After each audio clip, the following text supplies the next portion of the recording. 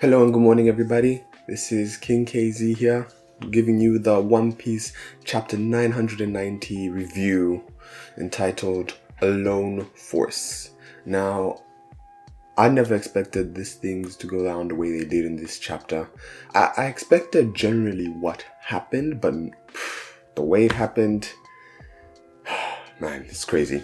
But before we get into the chapter, let's just first talk about the cover story. And although I know many people are not interested, it seems like now Pound is being accepted by his daughters, and possibly they will, have this whole big family reunion. Although the question is, where do we go from here? Do we just start a new cover story, or do we go somewhere else? Does this cover story lead into something relevant elsewhere? And I personally think that the cover story can go two ways. It can either go another 3-4 chapters where it's going somewhere, but maybe it's going toward, let's go to Big Mom, let's go to Wano, let's go to this place, let's do something, and that's where our cover story will end. Or there'll be more than let's do something. We'll see them go somewhere and it will be a relevant place either now or later in the story, and it will take another 10 chapters leading us to end this cover story in chapter 1000. But for now, I'm not really sure, but it seems like he's getting accepted, and that's good. Now we get into the chapter, and the first thing that we see happening is Sasaki, who almost died off screen, man, off screen. And so basically, as we know, Sasaki was tied to the tree right outside the dome, and during the attack that Big Mom did a couple of chapters back, the Elbaf Spear, the Ikoku Sovereignty, she made that hole on the side, and it turns out that it cut the tree that Sasaki was tied to. And honestly, if that attack had been like a few centimeters down, Sasaki, they'd be 5 Tobiropo. Let's just say it like that. They'd be 5 Tobiropo. So he's lucky. But we see him, he's escaped, and some lackeys, some fodder are giving him all the details on what's going on right now, where Kaido is, where the invaders are, who is doing what. And he's kind of understands, like, oh, okay. I mean, although he is upset that, Denjiro, aka Kyoshiro, aka Napping Kyoshiro, Midnight Witching Hour Boy, whatever, is the one who betrayed him. And he's like, one of my friends, I'm gonna get him back. But he's like, okay, let's deal with this. So then we cut to the top of the dome where Kaido and the Scabbards are with Jack, Nangi, and all those guys. The Sulong army, right? And it turns out we haven't missed much. I know there was worry that we would miss some stuff, but we haven't missed much just yet. In terms of Kaido and the Scabbards, they haven't done anything at all. Like the Dukes haven't even gone Sulong, so nothing's happened there. But with Jack and everyone else and the rest of the Sulong army, they've been fighting. We see a whole kind of montage of people being beaten up. Jack has some spears and some blood. These guys, some of them are getting beaten up as well. There's one, I forgot his name, is it the Zebra guy? I think it's, yeah, one of the three musketeers, the Zebra guy, gets beaten. I had higher hopes for him, but anyway, he gets beaten. And, there's this whole montage of what's going on, and near the end, Kinemon's about to start this fight with Kaido, which, would be really epic. But then the Dukes are like, no, just wait, Kinemon, and then they go Sulong. So it appears that what's going to happen now is that they're going to go Sulong, and then they're going to do their thing, because it has to happen now, really. They can't really wait to go Sulong later on. The moon, who knows how long this battle will take. So they're starting off now, big impact. Let's hope it actually is a big impact and doesn't work to discouragement. Anyway, they go Sulong, and we don't really see the Sulong. All we just see are these silhouettes, these massive silhouettes, and that's where that scene ends. Now, let me just get this up. Oh, okay, yeah, sorry. Before that scene ends, they go into these massive silhouettes, but bro, Jack is sweating. He sees those forms and he's sweating. So that's just one part I forgot to mention. Anyway, we get into the dome and everyone's just kind of fighting and there's chaos everywhere. But basically, King goes down back to the stage with his queen, and Queen is mentioning, like, all these guys are escaping. These guys were from Udon. Hyogoro is here. What else is going on? And Luffy's leading them all. Bro, Babanuki's playing me. And then King goes like, yo, bro, at this point, I don't have any expectations for you, so you can't disappoint me with your failures, right? because if I don't expect anything from you, then it makes no difference whether these guys escape or not. And Queen's just like, bro, shut up. That's all Queen can say, because at the end of the day, King is right. Like, bro, these are all your failures. So, yikes. So King then calls the Tobiropo, which is what I expected would happen this chapter. And I'll tell you how I expected. I thought King would call them and then they'd appear at the end as everyone's like, about to go up. Boom, Tobiropo come in, stop it. And then we get even more action, more matchups and everything, right? But that's not what happens. That's not what happens at all. King calls them on the phone. He's like, yo, this is what's happening. Y'all need to get here. Stop them from getting to Kaido on the roof. And then we see Pei and Ulti, and she's really, they're doing the whole dynamic. She's just like, I need you to give me a piggyback ride, and Page One is like, what? That's not why I came here. That is not why I came here. No. So she's just like, what? Carry your sister. So he'll probably carry her in the end after she hits him a few times. But we also cut to who's who. This man who we've been following, one of the most loved Tobiropo. Arguably the most loved Tobiropo, easily. But we cut to him and he comes to Drake. And we see that Drake is with Hawkins. So Hawkins has not been shown to be in Onigashima thus far, but here he is in person. I know there was debate a couple of chapters ago, who was that guy with his head turned, but that was not Hawkins. This is Hawkins right now, right here. And first Drake is just like, yo, you wanna escape with all this chaos? And then Hawkins is just like, bro, I'm not that dumb, you're not gonna let me escape. But anyway, who comes in and is like, I need to do something with all this chaos. It's the perfect time to kill the man I've been wanting to kill.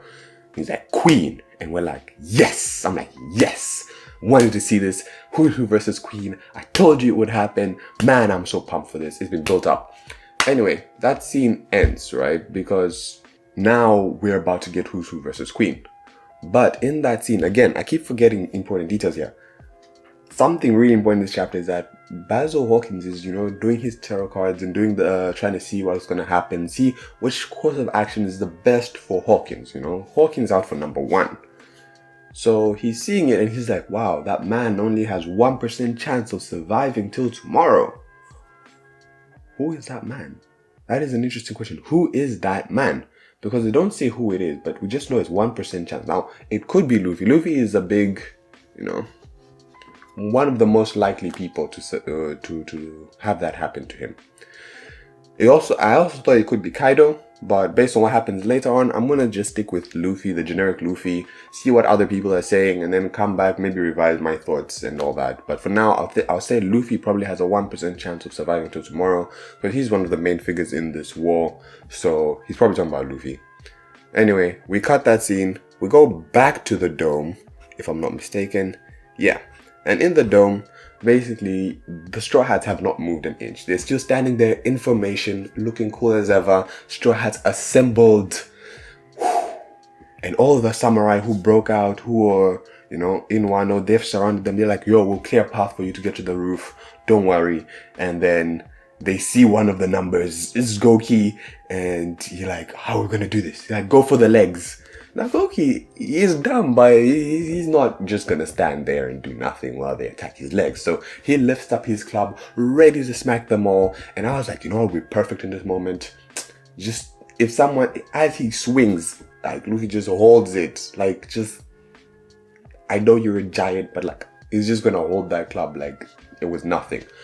But not what I wanted exactly, but still an awesome moment where Zoro jumps up, slices the club clean in half. Now we know that's not a wooden club, that's not a paper club, that is iron or steel or something. It's something that is not that easy, and it's super massive, but Zoro cuts through it clean, effortlessly. And as the club is falling, of course he's got one part in his hand, but as the part that's falling falls, everyone's running away and Jinbei just catches it and he's like, yo guys, let's not throw stuff around, that's dangerous. That's dangerous. So Jinbei catches it like it's nothing. It's this massive club that's bigger than even him, like several times larger than Jinbei himself, but he catches it effortlessly, puts it down, and then Luffy goes on to this whole montage of talking about these giants, right? And he makes this reference, and I know power scalers is going to use this, to hype themselves up and excite, because it's exciting stuff, right? Because he compares these guys to oars, exactly to oars in Thriller Bark. And he's just like, back then it would have taken all of us and all our energy just to defeat one of these guys. And now this is a testament to how much they've grown, because he's like, now things are different. And so he runs up and he jumps into gear 4. Right, and he's getting in that stance to hit Goki, and Hyogoro looks at this and he's like, wow, every time I see that stance, right? And I think it's called the Wisdom King. He refers to that stance as the Wisdom King, which here there's a note that calls it a Buddhist deity. I'm not too familiar with that stuff. I'll see what the official says. But anyway, he jumps up to hit Goki, one of the numbers that's left here. And we have the other number who also comes in. So it's kind of like, whoa, we didn't expect 2 numbers to attack him at the same time. They're like, watch out, Luffy, yo. And he doesn't even flinch. He's just like, yo, gum. And we cut that scene there, right? Now, in terms of growth, this is just incredible, right? Because Luffy is about to take out one of the numbers who it took everyone's effort before, and he's about to do it on his own without too much trouble. We'll see how much trouble it takes him. But anyway, we cut that scene back to Dear's Drake, one of our favorites. And it turns out that Oda played us. Okay, you know what? Okay, I know some people will be like, yeah, it was obviously Drake. Yeah, okay, it wasn't obvious. Okay, maybe you knew, but it wasn't obvious. That was not the obvious answer Oda was giving, hinting at. Okay. But anyway, it turns out that Dear's Drake is on the floor. He's battered, surrounded by Queen, Who's Who, and Basil Hawkins. And there is no feud between Basil Hawkins and Queen. Oh, sorry. Who's Who and Queen. And Basil Hawkins was in on it as well. And the 3 of them were just really planning to take out Drake. That's what it was. The 3 of them were planning to take out Drake, and they basically figured out he's a mole because he freed Law. Now, honestly, I don't know why he freed Law. Like, I still need to figure out. We still need to figure out what Drake is doing here, because that's the most interesting thing. What is Drake doing here? But it turns out they figured it out, and Who's Who is like, bro, how did someone like you even get this high up in our ranks? So, man, Oda played me. Like, since One Piece began, like, I think there were moments where I've tried to predict something and something different happens all the time. Like, most of the time that's what happens, right? But I think I've never been played so hard where the exact opposite thing, which I thought was not true, happened. Man, I feel disappointed in myself, but bro, props to Oda, because, I didn't see that coming. Unexpected for me, really great turn of events. So Drake is about to die, and he's thinking, bro, this is the end. I'm dying. An explosion happens. Of course, this is the war. Unexpected stuff happens, and he jumps out from the stage. He jumps into the main dome plaza area, and as he's jumping, he's thinking to himself, what do I do now? I should have a mission to do. Should I go back to the Marines? No, what do I do? And then he looks down all of a sudden, and he sees a huge number in front of him. He's like, bro, out of my way. And so he gets his axe. He does X, but not but just like an X, not EX. So it's like X, and at the same time where Luffy is doing his gum, they both take out one of the numbers that are in front of them. Luffy does Kongan, and Drake does a Excalibur, but with an X, not an EX. It's just Excalibur. And both of the numbers go down. Drake looks at Luffy, and he's just like, yo, I know this is unexpected, but I'm a lone force here, and I'd like to join you on your side of the fight. Chapter ends there. Now, what I did want to say though is that this was not how I envisioned things going in this war. Like I said, I just expected the Tokyo to show up, but all these extra things that's going on is really great, because now we've got a clear side of who is with who and who's going to kind of do what. Although Basil Hawkins, we know he may change on the drop of the dime. If the tarot cards tell him that the percentages are changing, the percentages for different options are changing, Drake will still change sides. But it seems that Drake No, sorry, Hawkins will still change sides, but it seems that Drake is now with the Lions, Who's Who is safely with the Beast Pirates, and I do want to see how this is going to turn out, because now I was thinking, right, is Who's Who happily with the Beast Pirates? Because King also mentioned how Who's Who was like, you know, he still has too much ambition, right, for the Beast Pirates sometimes. So does Sasuke. So what's that really about? Is it like friendly rivalry, or is he really like pissed off with somebody? And Sasuke the same way? Is Sasuke a bit different? You know, how is that going to shake down? I'm really interested. And I'm also interested to find out, why did Drake free Law from the prison? What's Drake doing in one? What is his mission, right? What's going on here?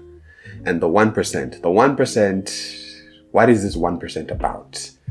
So these are the main things that I want to figure out. Power Scale is also going to use this last scene where both Luffy and Drake take out a number on their own to, you know, maybe, you know, change how they perceive the supernova a bit. But you know what? It is what it is there, right? For me, it doesn't... I already knew Drake was much stronger, so it doesn't really change much for me. But I know people will use it.